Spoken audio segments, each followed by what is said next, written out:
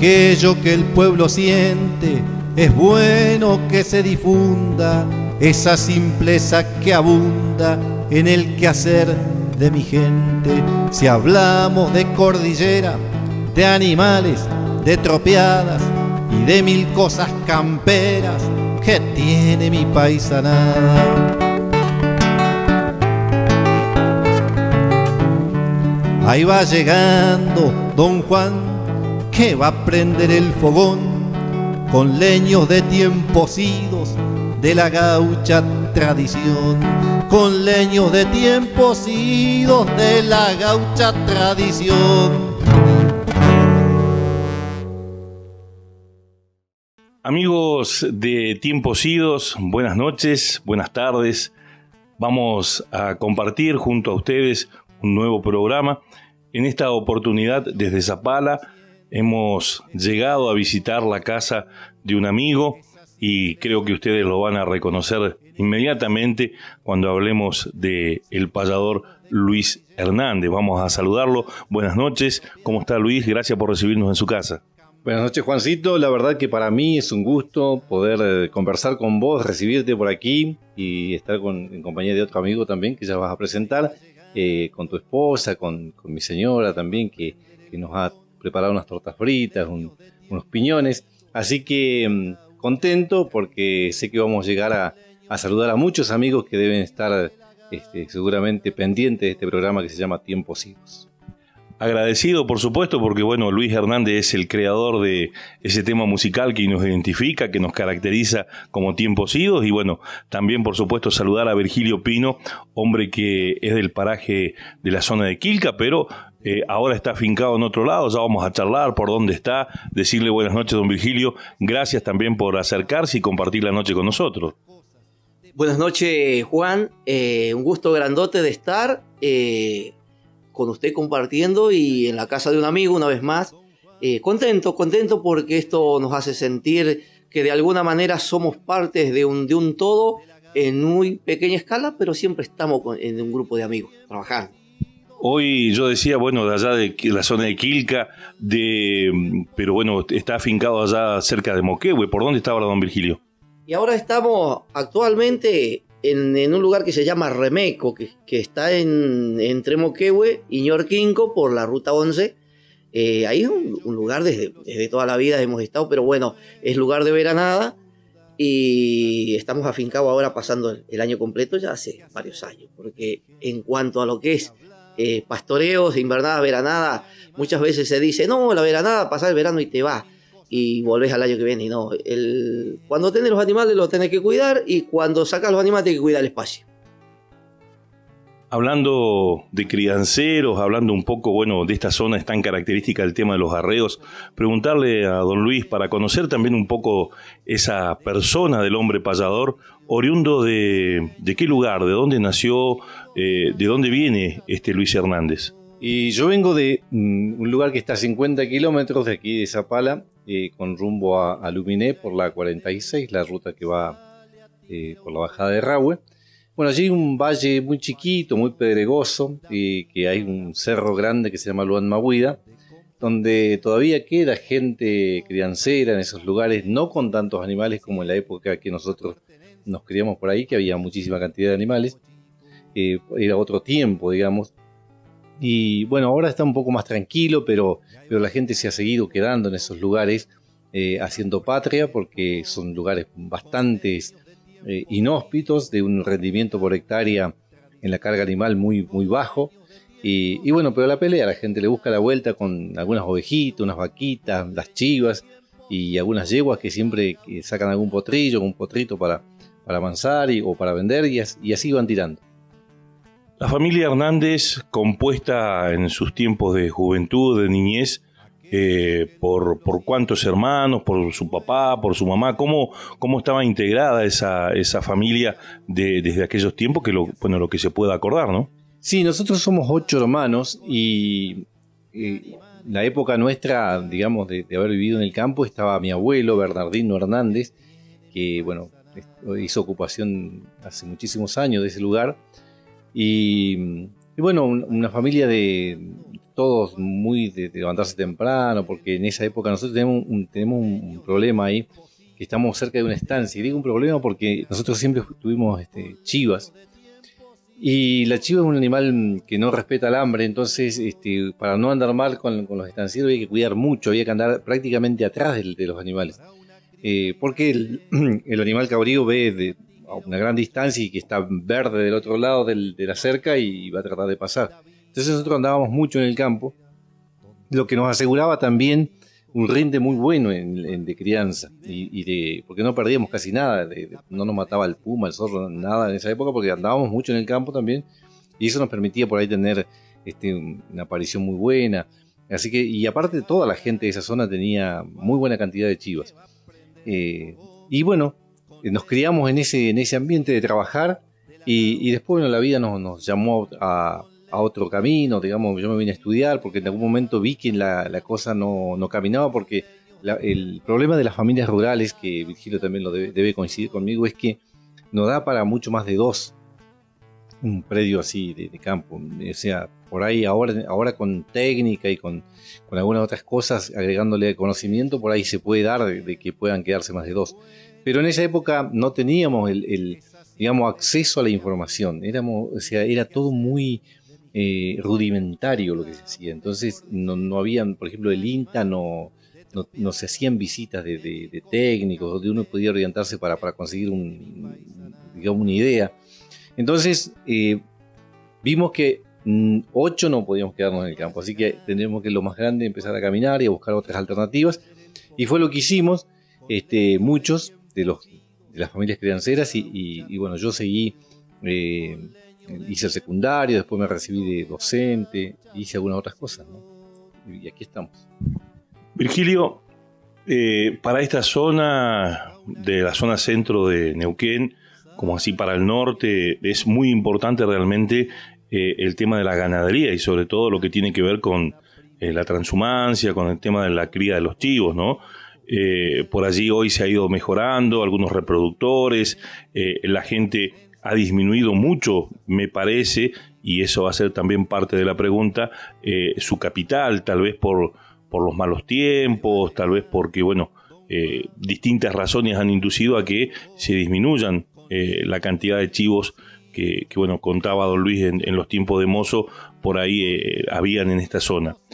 El hecho de ser chico, ¿era casi obligado ser chivero, o esa tarea, digamos, se la delegaban a otra persona más grande? ¿Los más chicos en esa época eran los chiveros en forma obligada, o tocaba algún otro seguir, como dice Luis, a la cola de las chivas? Bueno, por ahí en el caso mío es un poquito distinto, porque en la zona mía no se cría mucho chivo, se cría más vaca y se criaba ovejas en un tiempo, que sí, con la oveja es similar a lo que decía Luis recién. El chivero o el ovejero más o menos tiene la misma categoría en toda la provincia. Cuando se es chico, es una forma de vida de las familias del campo, que uno se comprende que en la vida una persona o un chico no es que se lo haga trabajar lo que no tenga que hacer o lo que no sea capaz de hacer, sino que va paso a paso por la vida aprendiendo cosas que están a la altura de su edad para ir haciendo. Que para mí, yo considero que es muy valioso, porque en el caso mío sí, de andar cuidando las ovejas y salir de a pie, de a caballo, es el primer paso que hace uno en el campo, si se quiere. Entonces, empieza ya, hasta que aprende al 100% el movimiento y el desarrollo y cómo es el ámbito en el trabajo del campo, empieza por eso, que es lo más cómodo, más de alguna manera más fácil de manejarlo uno. Una oveja sabemos que es un animal que usted va en el campo, todos lo van a entender. Va con un perrito ovejero, un perrito chivero, le pega un par de silbidos, las vuelve, el mismo perro sabe qué es lo que usted quiere que haga y la mantiene.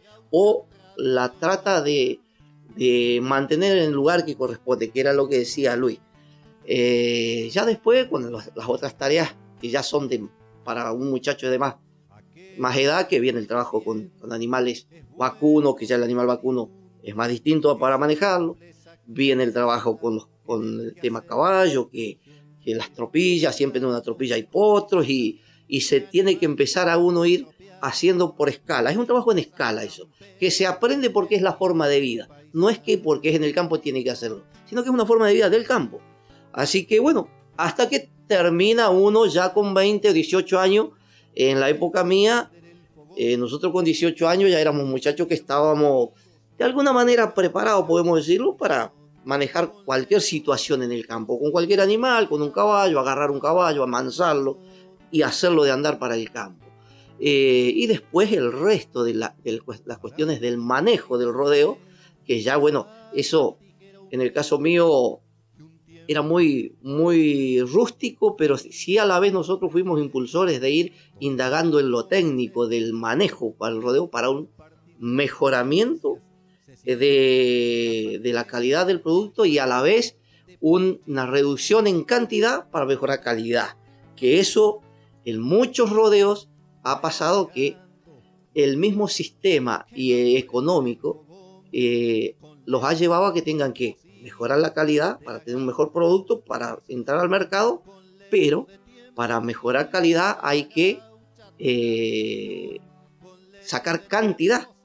Sabemos que esta provincia tiene tierras fiscales, pero miles y miles de hectáreas. Han sido muy reducidas en los últimos años hacia los pequeños productores de esta zona que tenemos acá, la zona de Luis, la zona para el norte de la provincia. Son gente todas de trashumantes, de invernada a veranada, con muchos kilómetros de distancia desde la invernada a la veranada, y en muchos lugares se les ha reducido mucho los espacios por inversiones, por proyectos macros proyectos que por ahí caen como en paracaídas a ciertos lugares del suelo y le dicen a la gente, y acá tenés que achicar tu espacio porque acá esto es de fulano, de un día para el otro. Esas cosas pasan en esta provincia. Es triste decirlo, pero es la realidad que pasan los pequeños productores en esta provincia. Cosa por la cual nosotros estamos haciendo mucha fuerza en estos tiempos para que no siga pasando en el lugar de nosotros. Ojalá los pequeños productores puedan unirse todos en ese mismo punto para poder defender y sostener y algún día tener su espacio propio de lo que les está quedando, que no se lo sigan sacando. ¿Por qué calcula Luis que los campos han ido quedando vacíos? Yo hace poco hablaba con un amigo en otra parte, por ahí la geografía es totalmente distinta, en la zona de La Pampa, y mientras compartíamos un asado nos contaban que queda solamente gente grande, la juventud ya como que no le gusta la tarea del campo. ¿Para esta zona ocurre algo igual? ¿Y por qué creen ustedes que puede ser así? Yo pienso que es un fenómeno que se ha dado en muchas partes del país y que tiene que ver con, digamos, con las posibilidades de los lugares, que volvemos al mismo, a donde arrancamos en la conversación de ver qué es lo que se puede hacer en un sitio, en un espacio geográfico de campo. Y eso creo que tiene que ver con la capacitación, que si bien el Estado ha invertido, porque en esta provincia también se ha invertido en algunos lugares, en cobertizo, en corrales, en captaciones de agua, pero parece ser de que hay una parte que faltó, que es una pata muy importante, que es la capacitación y el incentivo, el marcar un horizonte para la juventud. Entonces, ¿qué pasaba? Por ahí tenemos una inversión si uno va hacia el oeste, saliendo de Zapala, va a encontrar un montón de cobertizos, pero no ve animales adentro, no ve una cantidad que justifique la inversión, digamos. Y eso yo creo que tiene que ver con que el Estado no pudo capitalizar a ese ser humano, a esa familia rural, como una unidad productiva. Es decir, para que no lo vaya a molestar a los municipios, a pedirle trabajo después, porque los chicos se vienen a la ciudad y como no hay trabajo, terminan en los municipios. Pidiendo y trabajando por mucho menos plata que la que ganaría en el campo y con mucho menos comodidades. Y digo esto porque seguramente has visto que hay casitas de cantonera y las casitas de cantonera generalmente son de gente del campo que se viene para ubicarse y hacer las primeras cosas para levantar los cimientos de un lugar, pero sufre mucho. Entonces a lo que voy es que el Estado creo que debe dar un salto cualitativo en eso, en decir, bueno, nosotros vamos a hacer un programa donde la juventud que queda, que no es mucha, porque se queda bastante poco, se pueda quedar, y los que se vinieron y que la están pasando mal y tienen ganas de volver al campo, vean un horizonte. No es tan difícil si uno planifica, si uno hace algunos sistemas asociativos, pero con una mirada comercial en serio. La producción de carne es un elemento muy importante, porque asado los argentinos vamos a comer. De hecho, vamos a comer un ratito más asado. Creo que siempre vamos a comer, así que carne siempre va a hacer falta producir, ¿no? Don Luis, usted sabe que de esa conversación que tenía justamente con estos amigos allí en La Pampa, me dicen algo que me resultó muy curioso y lo voy a compartir con ustedes y le voy a preguntar de paso. Usted sabe que estos amigos decían que posiblemente parte de la culpa o del motivo por lo cual la juventud dejó de estar en el campo es porque los mayores eran de alguna forma muy egoístas con los chicos, con sus propios hijos. ¿En qué sentido?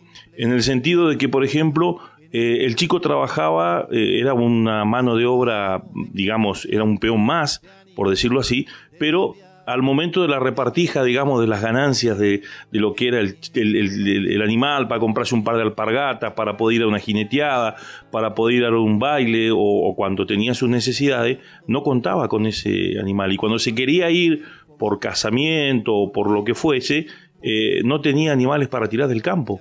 ¿Esto ocurría para acá o estamos errados de esa situación? Mire, yo le voy a contarle mi caso particular, ¿no? Yo mentiría si digo que lo sufría eso, porque yo en realidad, yo tenía 13 años y ya era como un medianero del capital de mi abuelo. Me daban un porcentaje para que lo cuidara. Entonces, eso era, estaba incentivado para quedarme. Me vine por otras razones que las tendré que contar más profundamente, pero la gente que vivía alrededor pasaba eso que dice usted, Juan, que por ejemplo no le daban ni para un par de alpargatas, o quería salir, porque ojo que también no todo es trabajo, uno tiene que salir a divertirse, está la fiesta del pavo, hay que ir y participar, y por ahí los viejos eran medio como que no les permitían mucho a los jóvenes que den ese pasito de sociabilizar con otra gente. Eso creo que cuando vieron que se podían ir del lugar, no la pensaron dos veces. Yo creo que pasó eso también, ¿sí? Y en otros casos, distintos, ¿no? ¿Cuántos hermanos, Virgilio? Nosotros somos varios, alcanzábamos para poblar todo el lugar casi. Nosotros somos 2 hermanos, están todos desparramados por la misma razón que contaba Luis, porque ahí es donde tiene un punto en común todas las familias del campo. Nosotros somos 4 hermanos varones y el resto son todas mujeres.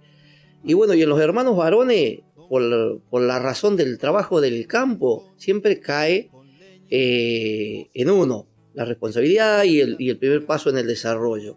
Y en las mujeres tiene que quedarse como ayudante de la dueña de casa, si se quiere, y si no, tiene que buscar una salida, porque el campo no da, que es lo que decía Luis, hoy, y no dio nunca. Por eso las familias del campo se daba esa situación de que todos trabajaban, pero la economía la manejaba uno solo.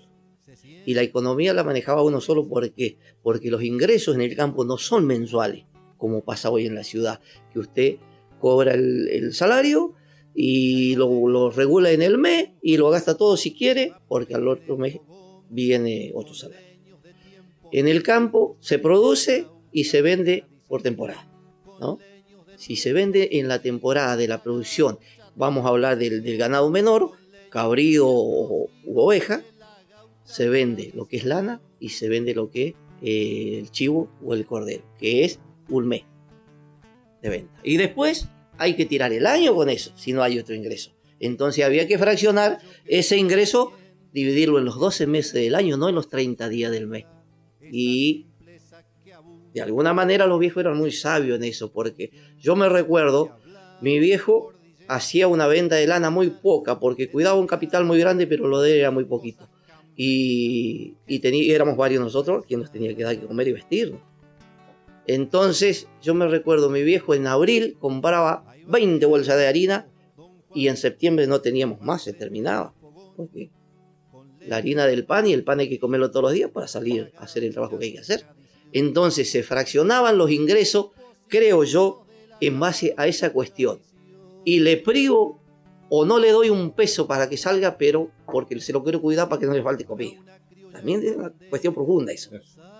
Y después, distintas razones. Había otros que extremaban un cachito la situación porque los capitales no eran todos iguales. Habían capitales pequeños, habían familias que tenían un capital grande donde capaz que le daba como para soltarle un cachito, un peso a los hijos y que salieran a pasear o que, ¿no? Y por ahí no se lo daban, porque ya era como que se hacía una apropiación de ese dinero para manejarlo y decidían cuándo querían gastarlo y en qué, y si no, no. Entonces, por ahí era claro, pero complicado. también es una actividad de bastante riesgo, porque claro, lo que dice él, la previsibilidad esa de tener las 20 bolsas de harina, o tener un peso por si se enfermó alguno en un lugar donde por ahí una ambulancia no llegaba nunca, hay que ir al vecino que tiene una camioneta, porque eran muy pocos los que tenían un vehículo.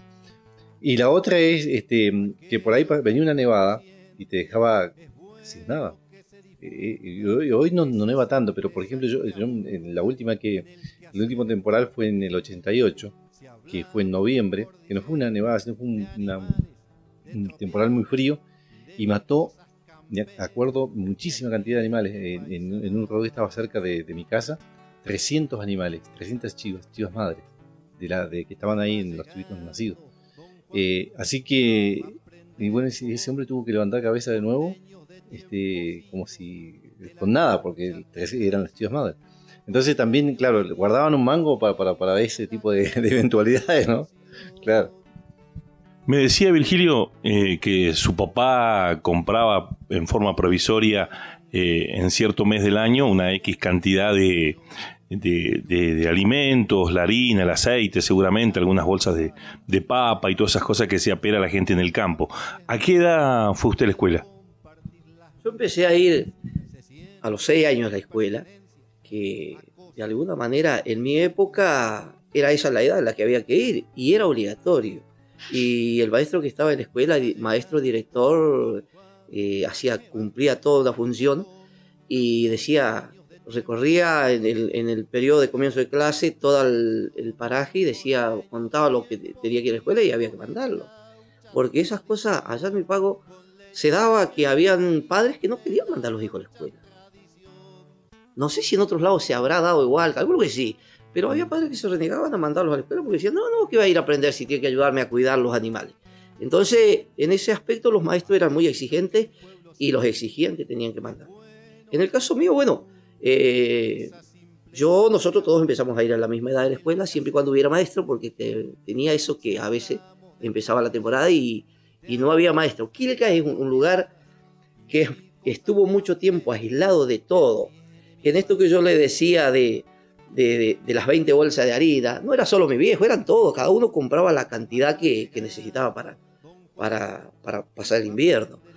Y yo me recuerdo que mi viejo en septiembre tenía un caballo sillero que lo cuidaba mucho y tenía un burrito carguero que lo cuidaba mucho también, y en septiembre echaba todo lo que era cuero de lanares, de todo lo que se consumía en el invierno, que se vendía, y venía a venderlo a Casa Pala. Y son 100 kilómetros que se hacía de a caballo, como habían otros que también lo hacían. Hablo en el caso de mi viejo.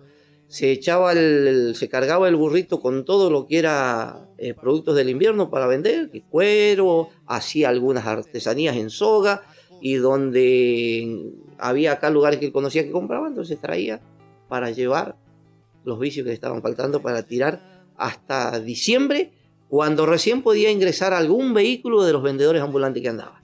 A nosotros se los cerraba los accesos desde Aluminé a Quilca y desde Zapala, vamos a decir, a Quilca, en mayo, y se abría recién en diciembre.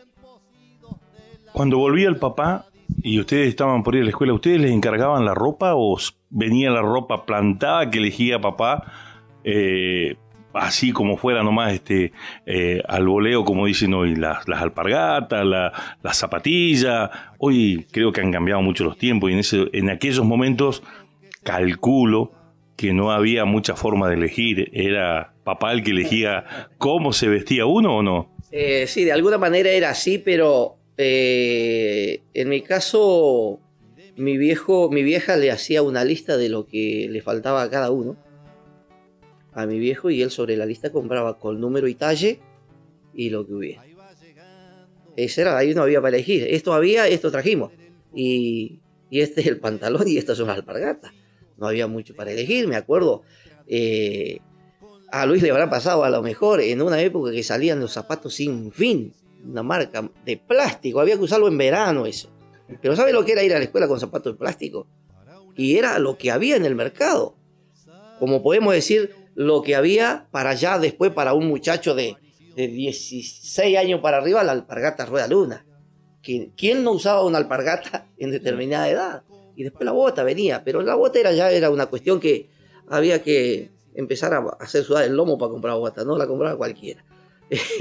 Y esas cosas a mí me gusta mucho contarlas porque yo las viví en mi familia y toda la gente del lugar, cada uno la vivió a su manera. Pero a mí me dejan recuerdos lindos porque hoy, como usted dice, está todo cambiado. Y hoy, a mí me pasa. Yo tengo 2 chicos y cuando tienen que ir a comprar ropa, le digo, vayan ustedes. Porque si yo voy y le digo, comprate esto, no me gusta el otro.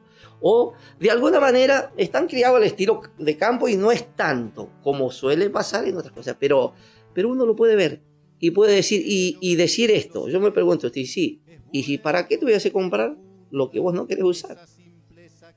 Demos gracias a Dios que se puede comprar lo que uno quiere comprar. Antes no se podía. Esa era la diferencia. Y Luis, de la ropa esa que llegaba para la escuela, las alpargatas o tal vez de las famosas zapatillas flecha que luego vinieron también en su momento, ¿con esa misma ropa se iba al corral? ¿O era tajante que había que sacarlo y después tenía las huilitas para irse a trabajar? No, eso se cuidaba muchísimo porque capaz que eran 2 muditas que habían para ir a la escuela y no había más. Entonces se cuidaba mucho y uno llegaba a la escuela, se sacaba la pilcha y bueno, para las otras actividades, cualquier cosa, ¿no? Yo llegué a usar los tamangos de goma en el campo, porque claro, nosotros era una zona muy pedregosa, entonces no aguantaba nada, ningún calzado, porque obviamente las piedras se gasta mucho. Entonces los hacíamos con las ruedas de los autos y armábamos un tamango, y si no con algún tipo de suela dura, le poníamos algún cuero, algo sobado y ahí teníamos para salir a ver las chivas. Para algunos lados también son las famosas chalas, ¿no? Claro, fuera de los tamangos. Sí. Pero eso no, nosotros no lo usamos porque en esta zona no había, ya había desaparecido ese tema. Es ahí, por eso digo, Neuquén tiene su geografía, es como 2 provincias. Cuando uno va para el norte todavía ves gente que usa eso. Y hay una cultura de sobarla. Nosotros más o menos, no mucho. Estaba más el tema del tamango de goma. Tamango de goma muy conocido. Virgilio, y bueno, ahí vamos a hacer un paréntesis seguramente también para tomar unos mates, para acomodar el garguero. El primer recado. ¿Se acuerda yo creo que bueno, dentro de hoy los chicos de la ciudad debe ser primeramente la bicicleta, después la patineta, el primer celu, pero para un chico de campo debe marcar, calculo yo mucho, el primer caballito y el primer recado. Sí, es cierto. Bueno, mi primer recao lo compré cuando salí a trabajar. Cuando salí, salí a trabajar de peón, vamos a decir, en el campo se dice así. En toda la infancia, siempre como éramos varios, mi viejo, de alguna manera, él tenía su recao y siempre iba renovando pilchas que van desgastándose de mandiles, carbón, abasto, que siempre... Y bueno, a medida que él iba renovando, se iban armando recaditos chalma, como se le dice en el ambiente campero o en el ambiente del campo. Cada uno armaba como pudiera un recadito, se hacía su propia soga, el que le interesaba manejar eso lo iba puliendo con más calidad, y el que no lo hacía rústico como podía. Y con eso lo peleaba hasta que cuando hubiera plata para comprar, porque primero había que echarle a la olla. para que después lo volvemos a lo que charlábamos antes. Después se compraba la otra pilcha que estuviera faltando, mientras tanto se la reemplazaba con lo que hubiera. De alguna manera, en el caso del recado, siempre la gente del campo, muchos eran muy delicados con el caballo, porque el recado, si no está bien armado, es para lastimar el caballo. Entonces hay muchos que cuidaban mucho esa parte. En tanto y cuanto el recado no lastime al lomo del caballo, con cualquier cuero se arma una pilcha. Y bueno, en mi caso, como le digo, mi primer recado lo compré a los 18 años cuando salí a trabajar de empleado, que fueron los primeros meses de sueldo que tuve que ahorrar, porque había que laburar, cobrar varios suelditos para juntar para comprar una cama de recado, que serían 2 mandiles y una carona. Y después ni hablar de un par de bastos.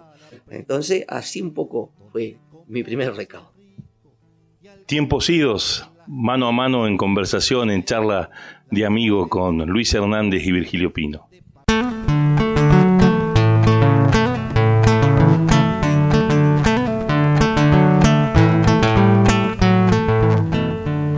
Aquello que el pueblo siente es bueno que se difunda, esa simpleza que abunda en el quehacer de mi gente. Si hablamos de cordillera, de animales, de tropeadas y de 1000 cosas camperas que tiene mi paisanada. Ahí va llegando don Juan, que va a prender el fogón con leños de tiempos idos de la gaucha tradición, con leños de tiempos idos de la gaucha tradición.